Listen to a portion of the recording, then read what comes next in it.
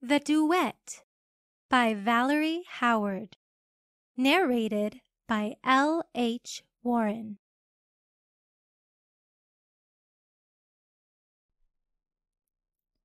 Chapter 1. This couldn't be happening. "Your name is not on the list," the woman repeated crisply. When I didn't budge from my place in front of the reception desk, she glowered at me through her small framed spectacles. I pulled at the cuff of my jean jacket. "I'm sorry, but can you please check again? Addison Hale. Addison Hale. Spelled like kale, not the greeting. For a violin audition at 9 o'clock. My clammy grip on the handle of my mother's violin case started to slip. I tightened my calloused palm around the chipped plastic and tried not to give in to the panic rising in my throat. The older woman scanned the smattering of handwriting on her clipboard and shook her head, obviously losing what little patience she possessed. "As I said, you're not on the list." She smoothed her gray hair, pulled back and wound into a tight bun at the nape of her neck.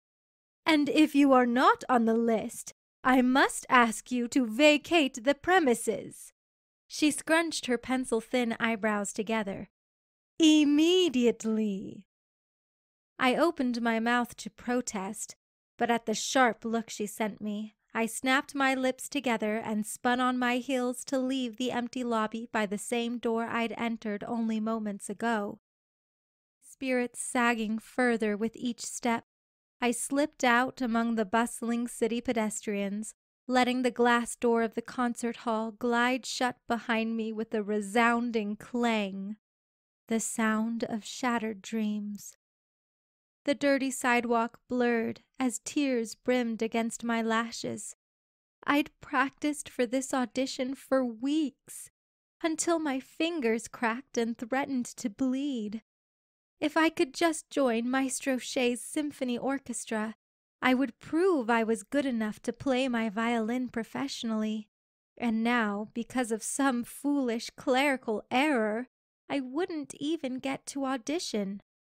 Everyone knew the local orchestra rarely had positions open. This was the first time they'd had an empty chair for a violinist in 6 years.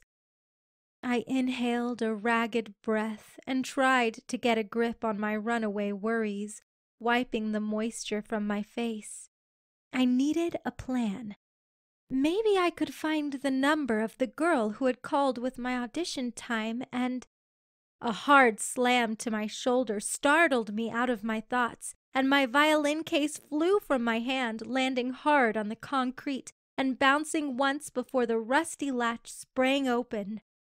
My mother's violin tumbled away from its thin velvet lining and hit the sidewalk with a hollow crunch. "No!" I elbowed my way through the crowd and knelt to examine the damage. A thin, jagged crack stretched along the back of my violin from neck to base. "No!" I shook my head as if I could undo the damage by simply denying it. "No." The tears were back in an instant as I cradled the violin in a ginger embrace. How had my day gone so wrong so quickly? "Oh, no." A masculine voice sounded by my ear. "I'm sorry." I looked up into a pair of wide amber eyes that mirrored my worry. "I didn't see you standing there. I was in a hurry to get to—" He cut off his explanation and helped me to my feet. "I'm so sorry. Here, let me." He lifted the violin out of my grip and returned it to its case, closing the lid on the sheet music fluttering in the wind. I'm going to fix this. Can you come inside the concert hall for a minute?" His cheeks were red and blotchy. From embarrassment or the biting spring wind, I couldn't tell. His short black hair was swept in all directions as if he'd been the one to take a tumble on the sidewalk. He couldn't have been much older than me, 24, 25 at the most, and he continued to look completely mortified about the accident he'd caused. He lifted an eyebrow, and I realized he was waiting for my answer. I can't go back in there," I admitted. "The woman asked me to leave because I wasn't on her list." The man relaxed his stance a fraction and quirked his lips into a small grin. "She won't be a problem." He turned, and I dumbly followed since he had my violin case tucked under his arm. As I trailed behind, I noticed his own state-of-the-art violin case strapped to his back. The woman inside bristled when I re-entered the building, but she bit her tongue as the young man called out a cheerful greeting and told her I was with him. I ducked my head to avoid the grouch's prickly stare. He led me through a hallway I only assumed was backstage, brightly lit and lined with attractive posters plastered on the walls announcing past performances. "Here we are." He stopped outside a plain gray door and rapped 3 times before pushing it open and poking his head in. The golden nameplate beside the door read, "Maestro Shea." Fear gripped me, and I sucked in a sharp breath. What were we doing barging into the maestro's personal dressing room? I had the urge to turn tail and bolt down the hall back onto the street, but my violin was still being held hostage. "Wait, I don't think we should—" The maestro sat in a chair facing away from us. As the door opened, he whipped his head around, his frown stopping the words dead on my lips. We were going to get in so much trouble. I would be banned from the concert hall for the rest of my life. Why did I agree to follow this madman in the first place? Before the maestro could say a word, the man stepped into the dressing room. "We have a little problem." I shrunk into myself and edged away from the door, bracing for explosive shouting to ring through the building. "Owen, come in. And who do we have here?" The maestro's welcoming voice was the last thing I expected to hear. My gaze flew to his face, a gentle smile replacing his earlier scowl. The madman, Owen the maestro had called him, glanced over his shoulder at me as he entered the room. "Oh, I'm sorry, I didn't get your name." The maestro also stared at me expectantly for a beat before my brain caught up and I realized I needed to speak. "Oh, I'm Addison. Addison Hale. Nice to meet you." I slipped into the room and gave a small curtsy in the maestro's direction. "No need for such formality in here. Now, Owen, what's the problem?" Owen lifted my violin out of its case and handed it to the maestro. I winced as he examined the long slit in its back. "Oh, dear," the maestro clucked his tongue. "I bumped into her outside and sent her violin sailing through the air. It didn't fare well." Owen shoved his hands into the pockets of his black pants and gave me a sheepish look. "I'd say not." The maestro turned the violin over in his hands. "Do you play, Addison?" "Yes," my voice cracked. "Yes, I was actually here for an audition, but my name wasn't on the list." The maestro's features sharpened at that news. "Well, then." He set my violin down and reached beside his desk, pulling out a newer violin case. He opened it and handed me a shiny instrument and a bow. "I just finished tuning this.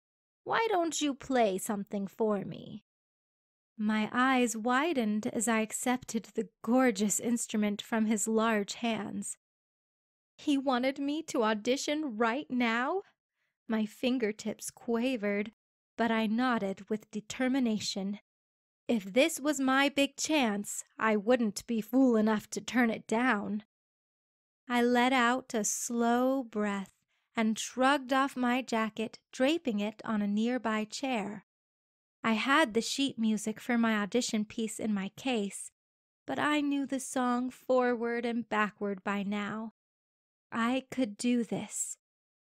I played a quick scale with trembling fingers, awed at the rich tone this quality instrument made in contrast with my ancient hand-me-down violin. Closing my eyes against my two-person audience and the strange audition circumstances, I imagined myself on the wide stage of the concert hall, a full house ready to hear the performance of a lifetime. My hands stilled, ready to obey my will.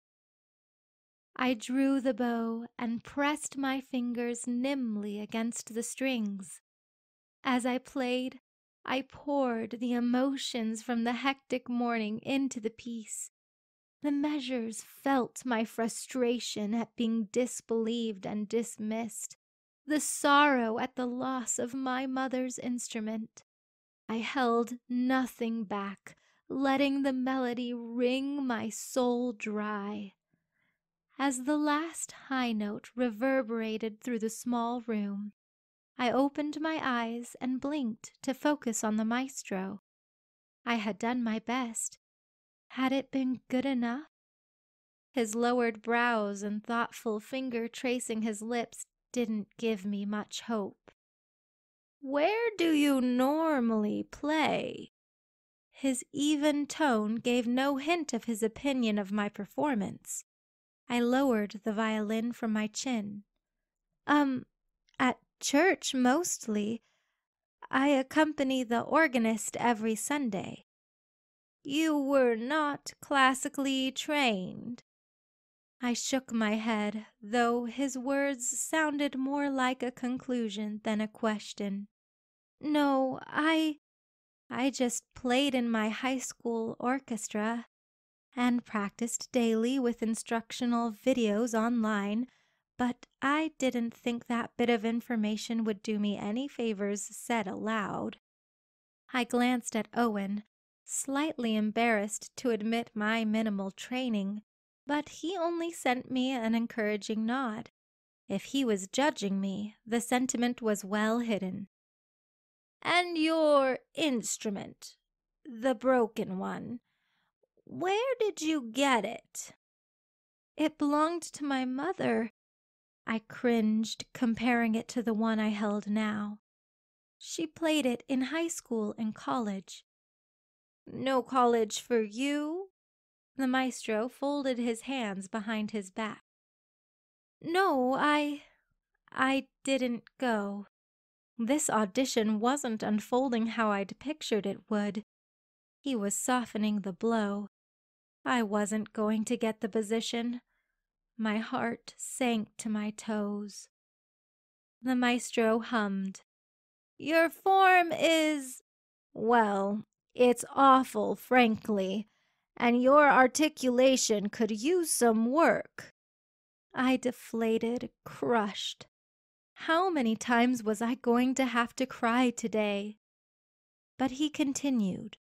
"Your strokes were on point, your timing excellent, and your passion palpable. You have potential." The maestro leaned forward. "Here's what I'm going to offer."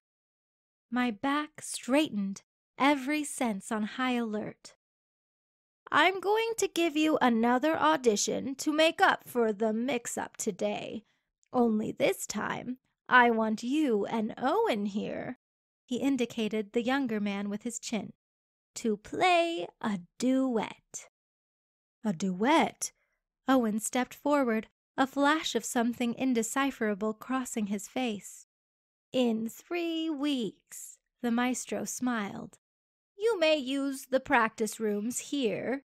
Owen will instruct you in what you lack."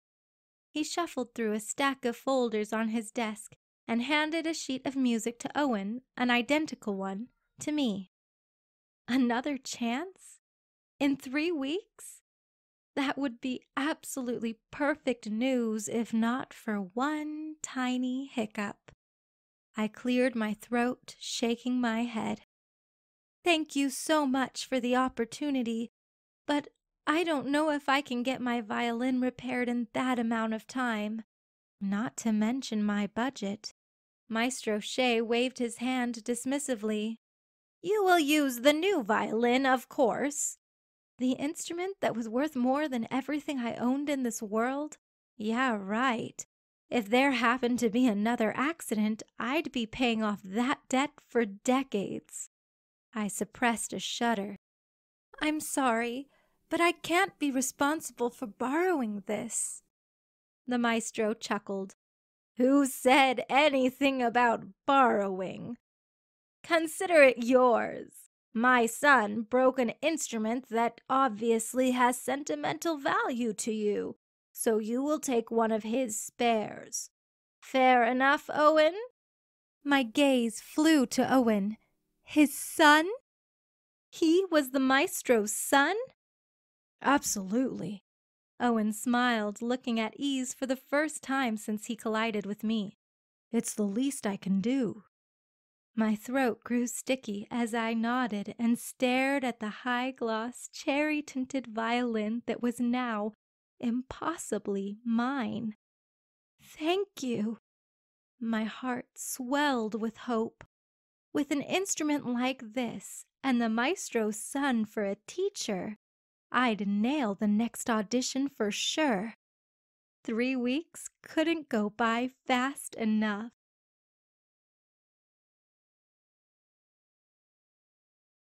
Chapter 2.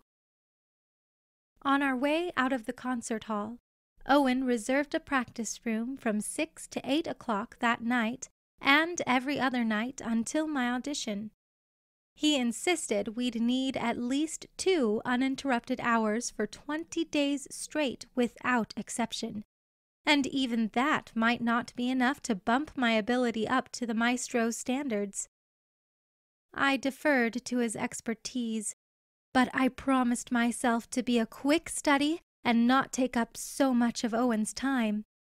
Though he was the one who caused the accident that cracked my mother's violin, I felt like I should apologize to him for getting saddled with me as a duet partner.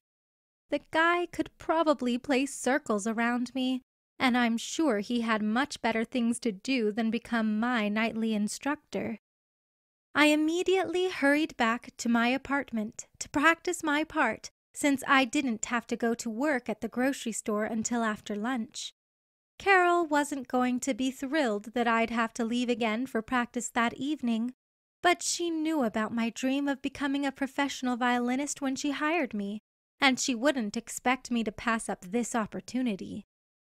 More than once after I put it away, I popped open my new violin case to gaze at the reflective surface of the polished instrument in wonder. Not a single ding or scratch marring the effect. What Mom would have given to have owned a violin like this? I closed my eyes and could almost hear her play again as I ran my hands along the rugged strings. I sighed.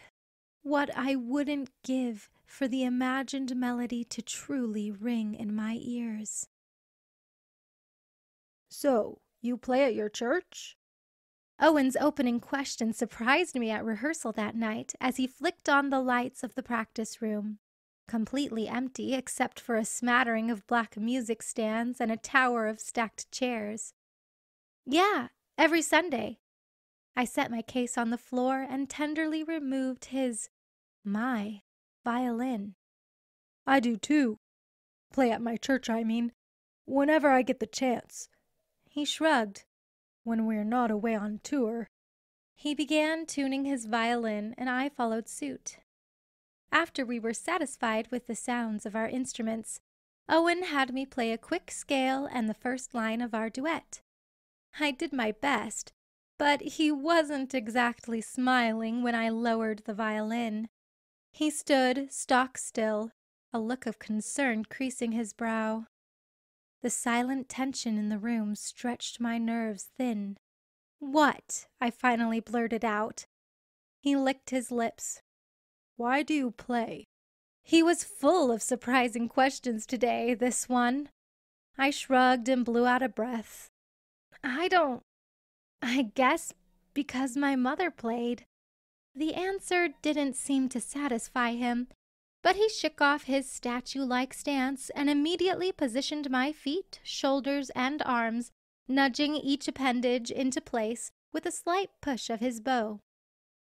This is how you hold yourself at all times while playing the violin. Your stance alone could cause you to fail the audition. There are over 30 violinists currently trying to earn a place in my father's orchestra this month, and only one will succeed. Nothing but perfection will meet his scrutiny. Understand? I gulped and gave a quick nod. Good. He backed up and leaned against the stack of chairs, cocking his head to observe me. Now try that line again, and don't move out of this position. I tried to do as he requested, but my body slipped back into its habitual stance as soon as I began to play. I finished the line and growled under my breath. Be patient with yourself. Owen's eyes twinkled with amusement at my consternation. This is only day 1. We have 19 others reserved for you to beat yourself up. I flushed and ducked my head. Hopefully it wouldn't take me that long to improve my ability, but I wasn't so sure of anything anymore. I'd come to my audition this morning brimming with confidence, but now all I felt was fear.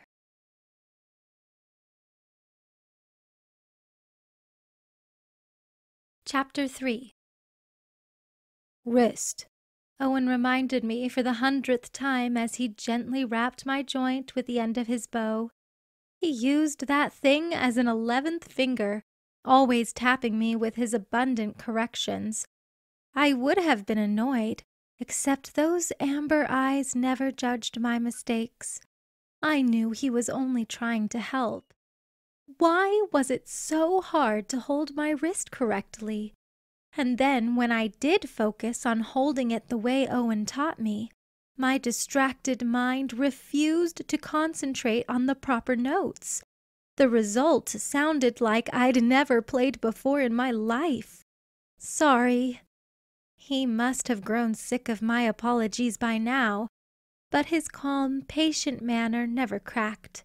Why were these bad habits so hard to break? How was I ever going to correct them in time for my audition? It was only 7 days away. I was running out of time. Let's take a break. Owen must have read the panic in my face. Somehow he always knew when I was about to lose it and changed the subject. Why do you play? He asked the question daily. Maybe because he wanted me to realize the exhaustion and endless lectures on finger positions and posture were worth it. A means to an end. I massaged my neck and recited the same reason I always gave. Because my mother played. When that failed to buoy my spirits, I frowned. I needed something more substantial to keep me going today. I pressed on, plumbing the depths of my heart. Because I miss her, and it makes me feel close to her. Because I know it broke her heart to see me give up my scholarship to the Boston Conservatory to get a job and help pay for her cancer treatments, especially since they didn't do much good. Because she'd be proud to see me play professionally against all odds. Because losing her took my dad to a dark place, and I'd like to see him smile like he used to. My throat burned, the heat spreading to linger behind my eyes. Because I want to show people that I'm not angry at God for what happened. I want them to see that I still want to use the gift He gave me for good. I want to show them that beauty really can come from ashes. A sob broke through my words, and I lost my ability to speak. Something akin to alarm flashed in Owen's eyes, making me blush and hide my face. I hadn't meant to spill out my life story to him like that. I must have been more tired than I realized. He slid his chair closer to mine and rested a hand on my shoulder while I sucked in a shuddering breath and composed myself. When I dared gaze up at him, a look of wonder crossed his features. I'm sorry. That's a lot to go through. Your mom getting sick like that. And you gave up the conservatory, a scholarship, to help pay for her care? Not everyone would do something like that. I bit my lip and studied my shoes, the admiration in his eyes too much for me to bear. You sacrifice whatever you need to, I shrugged. It isn't love otherwise. Owen let his hand drop to his side and stood. I think we're done for today. My eyebrows shot up as I flicked my gaze back to him. It's only been an hour. He grinned. And a very productive one. You've finally figured out the reason you play. He bopped me on the top of the head with his bow. And that is worth more than any lesson I could ever teach you.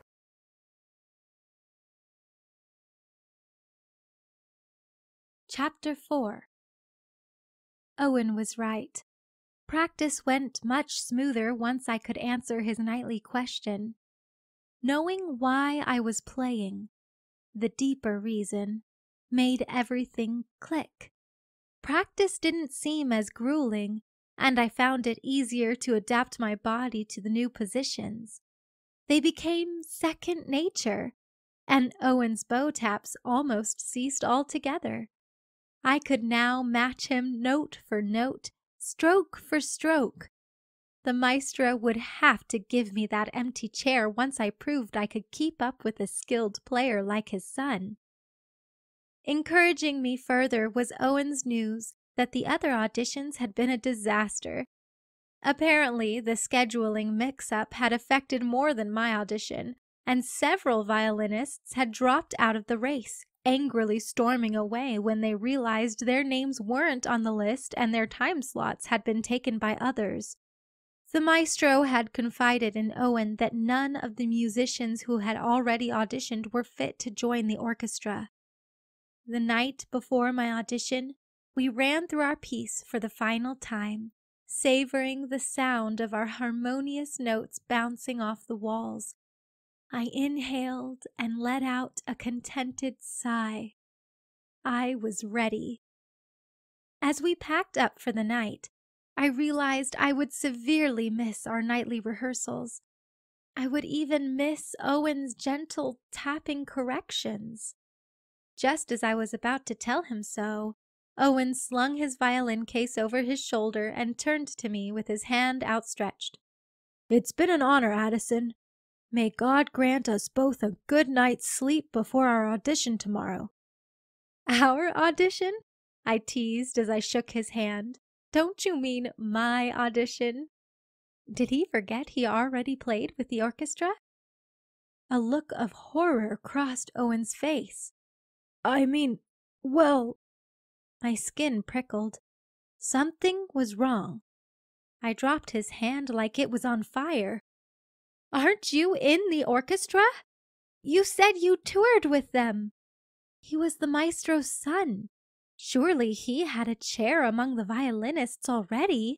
Surely it wasn't him, my highly skilled teacher I'd have to beat out to have my dream come true. Just forget I said anything. He backed away from me like he was about to make a run for it. Hold on. I strode in front of him, blocking the exit into the hallway. Are you in the orchestra? Tell me. I put as much authority into my voice as I could. He looked at the carpet and slowly shook his head. But you travel with them? I couldn't stop the suspicion from coloring my voice. What was he hiding from me? His head popped up, his eyes full of pain. I've traveled with the orchestra since I was a toddler. I help out wherever I'm needed. I wrapped my arms around my body, shielding my heart. Are you auditioning tomorrow too? Is this duet an audition for both of us? I didn't want to know the answer, but I needed to. Owen sighed and placed his violin case in a chair. I'm sorry. I didn't want you to know. I didn't want you to be nervous just because I'd be auditioning alongside you. The room seemed to spin. But... That's why I came here the same morning you were turned away. I was in such a hurry because my alarm didn't go off, and I was almost late for my audition at 9. I didn't want any special treatment just because I'm the son of the maestro. I wanted to earn my place like everyone else. My father had the same thoughts. But... Was that all I could say? You didn't go to an audition. We came into the building together and left together. I was with you the whole time. Owen rubbed the back of his neck. No, you're right. If I hadn't run into you, I would have gone straight to the stage and performed for my father and the concertmaster when they arrived. But when I broke your violin, I knew I had to get that taken care of first, even if it meant missing my audition. After my father assigned that duet, he stopped me on the way out of his dressing room and said it would be my makeup audition as well. The look of horror Owen wore earlier must have plastered itself to my face. My extremities went numb. That means... We're competing with each other. He sounded miserable, though the news should have thrilled him. And with the way the rest of the auditions are going, it's almost a guarantee that one of us will be the one to fill the empty violin chair, and the other will be sent home. He took my hand again and gave it a squeeze I hardly registered. I'm sorry.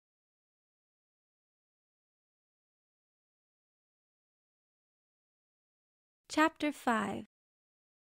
The night after our last rehearsal was long and lonely, my head full of nothing but swirling thoughts of the double audition. How could I compete with someone like Owen for the open position? How could I possibly win a place in the orchestra instead of him? How could I want to after he'd helped me improve, knowing all the while I was his competition? After his accidental revelation, Owen had told me that he'd been praying about the situation, and if he didn't win the open chair, he was planning to move across the country to live with his sister and teach music lessons. But he would win. I was sure of it. The next day, audition day, Carol sent me home from work early, grumbling about how she couldn't wait until I was back to my normal self again. But there would be no back to normal for me after the audition. I'd made a decision as I struggled to fall asleep last night. Either I would earn a place in Maestro Shea's orchestra, or I would return my new violin to its rightful owner and give up on this dream altogether. I was going to do my absolute best at the audition, despite my clear disadvantage, and if God allowed me to win the position, so be it. But I'd made my peace with being turned down too. I no longer needed to play professionally to be happy. If nothing else came from this experience, Owen had helped me see the reason I played the violin, and it wasn't for money or prestige. It was for something more meaningful. I played for God's glory. So it didn't matter if I played professionally or not. It didn't matter if mine was a household name. It didn't matter if I ever earned the privilege to sit in the first chair position of concertmaster violinist or not. No matter how much I wanted those things. Playing at church and working at the store would be enough for me now. I think Mom would have been proud of my new attitude. But one thing remained a constant pebble in my thoughts. Whether I made it into the orchestra or not, I'd be nursing a heartache, either for my violin dreams or for my violin teacher. I'd just have to do my best and trust God with the outcome. I met Owen backstage, rubbing the stubborn wrinkle I hadn't been able to iron out of my simple white dress. "Are you nervous?" He gave my arm a whisper of a tap with his bow. I nodded, terrified. "Good," he said. "Then you're ready." I tried to laugh at that, but my tight throat wouldn't allow it. "You look—" He swallowed hard and studied his violin strings. "Ready. You look ready." I smiled. "Thanks to you." He straightened his tie. "Well, let's show them what we can do." I followed him to the center of the stage, trying to remember how to walk. The maestro and concertmaster sat in the fourth row, looking pleased to see us. I sucked in a breath and let it out slowly. As Owen bowed, I bobbed a curtsy and assumed the playing position he had drilled into me. 1, 2, 3, 4. Owen measured the tempo. And we played. I held nothing back, though I knew I wasn't likely to be the one filling the empty chair in the orchestra. I played the harmony to Owen's melody with everything I had. At least I'd know I helped him secure his position, and I did nothing to jeopardize his career. Our music filled the huge room, and I closed my eyes to enjoy this once-in-a-lifetime experience. If only Mom could hear me now. We ended our song, each heaving breaths as if we'd run a marathon. The auditorium stood eerily silent for a moment. The maestro stood. "Bravo!" He clapped with fervor, and the concertmaster joined his standing ovation. "This is just the sound we've been looking for and missing over the past 3 weeks, wouldn't you say?" The concertmaster gave an enthusiastic nod. "My dear girl, I've never seen such an improvement in a player in such a short amount of time. You have truly amazed me." I dipped another curtsy and pointed my bow at Owen. "I had an excellent teacher, Maestro." Maestro Shea laughed. "I can see you did indeed." Something in the maestro's voice fell flat as he continued to praise my performance. He would give the chair to Owen. I could sense it. Not that I blamed him. Owen deserved it, and I wished him all the best. As the maestro turned to his son, I braced myself to hear the news I knew had been coming ever since I realized this audition wasn't mine alone. But it was Owen's voice that rang out among the empty seats in the auditorium. "I'd like to remove my name for consideration, Maestro." I spun to face him, mouth dropping open. Owen ignored his father's sharp cry of disapproval and stepped closer to me. When the room grew quiet again, I found my voice. "Owen, no! You can't! You can't give this up! Not for me!" "I'll sacrifice whatever I need to." He gathered my empty hand in his, gaze intense. It isn't love otherwise. My breath hitched, and I blinked away the tears gathering in the corner of my eyes. I can't let you do this. I'll be okay. You deserve the chair. Take it. I want you to. Maestro Shea cleared his throat, and my gaze flew to him. I had forgotten he and the concertmaster were standing there watching our exchange. I think I may have a solution to this unusual conundrum, Maestro said, his cheerful tone creating dissonance in my aching heart. One of my current violinists has recently informed me that she and her husband are expecting a child, and she is resigning permanently. Owen tightened the grip he still had on my hand.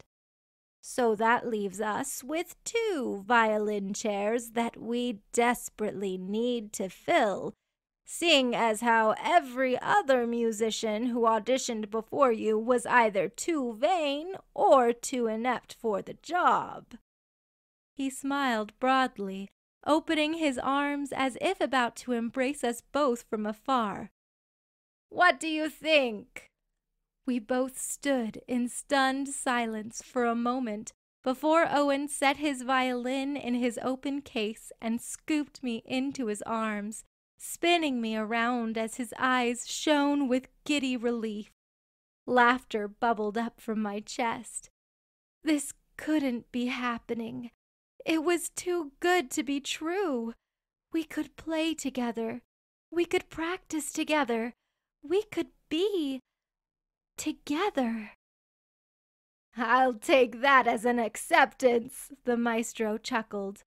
I get the feeling this will be the start of a lifetime of harmony between the 2 of you. Owen gazed into my eyes once more. I think you might be right, maestro. He laced his fingers through mine. I think you might be absolutely right. And I wholeheartedly agreed.